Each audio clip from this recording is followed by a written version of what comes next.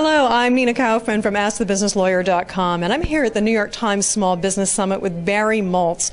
Barry is a small business consultant, speaker, and author of the recently released Small Town Rules. Thanks for joining us, Barry. Thanks for having me. Barry, I wanted to ask you, why is small the new big? What are the small town rules? Well, I always say you got to go small or go home.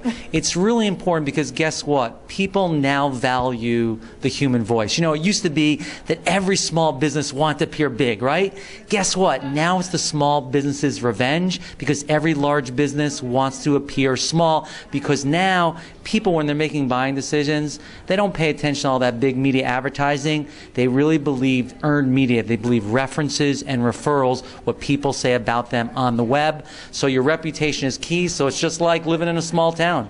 Great. Now, you've also been involved in angel funding and angel groups. How do you square keeping a small town attitude with actually growing large through getting investment capital?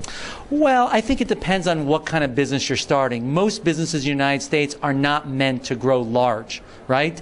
It's only if you want to scale it. But many businesses actually started in small towns. Look at Walmart, right? Walmart started in Bentonville, Arkansas, right? In a very small town, but they got really, really big. So it depends on what your goals are as a small business owner. Growing big really isn't for everybody. Right. And you're here talking about productivity. Are there some snafus or snags that small business owners tend to run into? Yeah, I'm here for the productivity ninja, right? So, yeah, the biggest mistake that a lot of small businesses make is that when they get up in the morning, the first thing they do is they log on to Facebook and Twitter. And that is a huge mistake, right? Because then their day gets all off a track. What you got to do is you got to turn that off. And what you have to do is the first two things of the day, think of two things that you want to get accomplished. Do those things first, even if they're really uncomfortable. Great. Terrific. Now, you also talked about in your book, Bounce, about resilience. How does that play in, given today's economy? Well, I mean, being a small business owner, it's a roller coaster, right? There are going to be some really great times we're going to celebrate.